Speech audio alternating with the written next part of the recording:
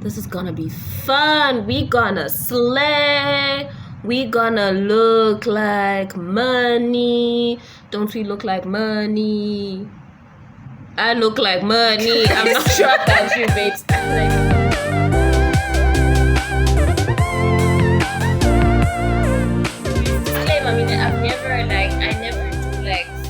Makeup. We aren't professionals, so Girl, if this doesn't come out looking like this is like a backroom attempt at looking fly.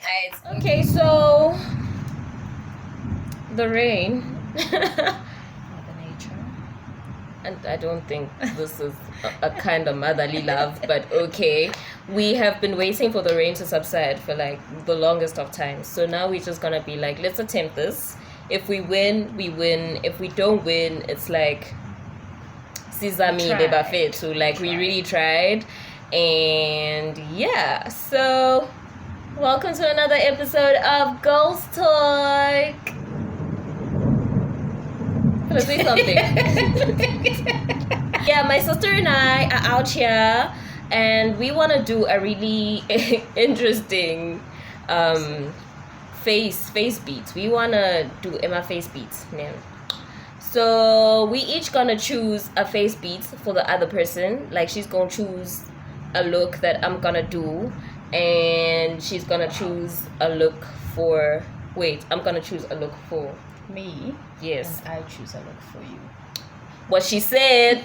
So that's what we're gonna do, and we are doing the cheapskate person's guide to face beats in my levels. You know, we're using like all sorts of things. We're not even using like a particular brand. We're not even using like expensive brands. It's just the homegirl and their things. The products. So we just gonna choose the looks. This is gonna be like the fun part. Yeah.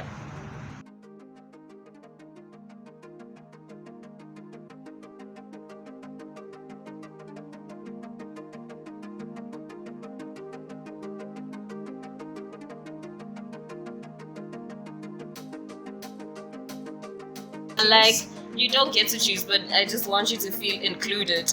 Right. Yeah, this one. Okay. So, CJ is gonna be doing this look. Like, I think this is super bomb. And then I'm gonna be doing which one, Gabe? I've even forgotten. This one. And then this is my look. I don't know if y'all can see that there's like a whole pop of color. And I'm a girl who loves some color. Yes, so definitely we doing that. Okay, cool. So homegirl is gonna lead us. No, you are going to lead us because I'm gonna start bouldering eyeshadow and all these other things. Also can't see and I can't tell if it's because of the light or we're really going blind. No, I think we need a mirror, child. There's no pocket mirror. I really can't see. I'm going to be doing my own thing. I can see. We're not babes. I don't know. Okay. Like I'm blind, guys. I'm trying to get a mirror. Buffet too. I'm telling you. But like I really can't see. So okay, hold up. We're gonna go off camera to draw our brows.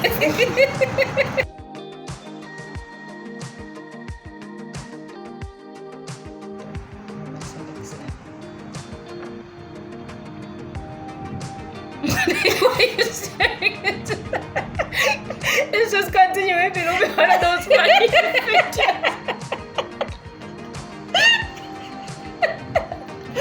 Okay. Wait, let's continue. Shoot, okay. So, we're back. I'm like to this girl while I'm drawing my brows. Do they look okay? And she says to me, if you think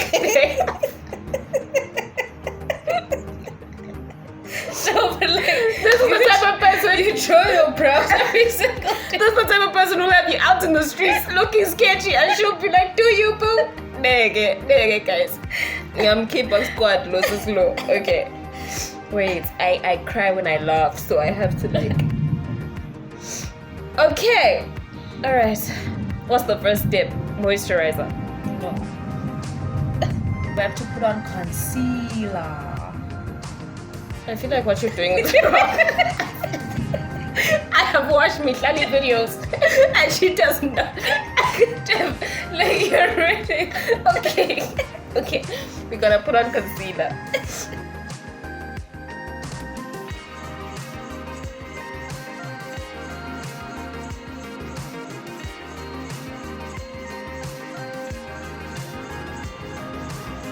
Oh my gosh, like I'm loving the coverage on my foundation, guys. Like, look at that! Like, it almost looks like I know what I'm doing. Personally, for me, and my insecurities stemmed from being dark-skinned. And I know, the world is so much more welcoming to dark-skinned women.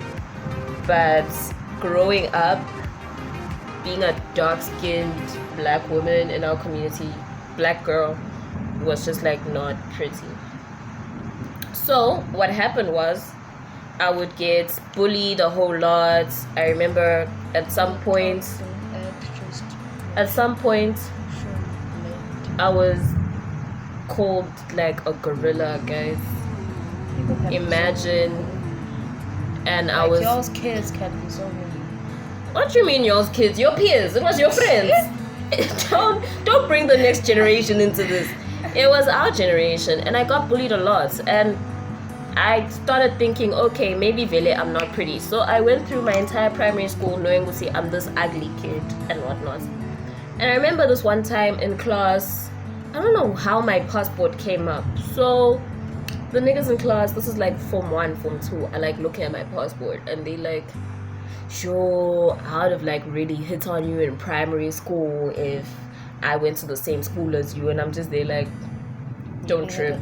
Like, I wish I could have said really nigga back then, but I was like, don't trip, there's really no need to make me feel comfortable or, And they're like, no, really, or pretty. And that was like Form 1, Form 2, but I only started being like, okay, maybe I am pretty. Like, way into university, guys. So this colorism thing is legit, it's real. You get judged by how light-skinned you are, how dark-skinned you are, because it goes either way. Even like yellow bone, like, sorry guys, light-skinned black women are told that they're shallow just because bahle, or shallow just because bakhanya and all of that, and that on its own is colorism. And the crazy part was Sihle was like much lighter than me, like in primary. I mean, guys, like puberty. I was like dark. My mom even called me like Ingozi. So I was like super, super dark. Just remember to super dark and your neck so that you are not two colors. We'll try. Super dark. So people would always be like, but your sister's prettier and whatnot. And the funny part is people are always like, mine yafana. So now the question is, Shotzi homegirl was also ugly as hell. People just didn't want to say. So why do you like makeup so much? Like, I hardly do the stuff. Like, I mean, as long as I've done my brows, I'm good to go. But my sister will stand in front of the mirror and just do her makeup. Like, I think it was the whole, my face wasn't always as clear. It's not like 100% clear now, but it wasn't like what it is now either. So I think it was just to hide the imperfections. Yeah. And then I think I just fell in love with makeup for that reason.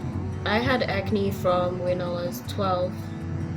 Like, I still suffer from acne even now, thanks to this new skincare routine that I got on when I started doing Herbalife. But my skin was bad. If you can look at me and be like, oh my gosh, your skin is not clear. Like back in the day, like my skin was really bad. And I used to wear my hair down a lot. I remember being my singles a lot just to cover my face. And the self-esteem thing, guys, it's really legit because it taps into so many areas of your life. Like there are things you end up accepting just because you have really low self-esteem and you don't realize it's a self-esteem issue. find yourself sticking around in relationships because you feel like, Effectively. yo, this person thinks I'm pretty, so I'm just gonna stick around and all of that. So, yeah. What's something you'd love a girl who's like struggling through self-esteem right now to know? I think if it's, I don't know, like that different insecurities, you see, like it may be beauty. You didn't do your cheek, you didn't do your nose, like under your nose here, you didn't do your forehead either.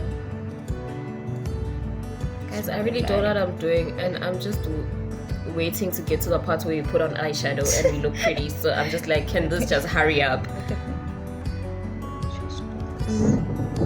So if it's beauty, I mean, you're beautiful. Fat, skinny, dark, light. God created you, and He created you in His image. But what if it's a girl who doesn't even believe in God? What do you tell them? Listen to the voice inside. What if they don't hear a voice? What's your inner peak saying? It's saying you're not pretty. So I don't think that's the voice.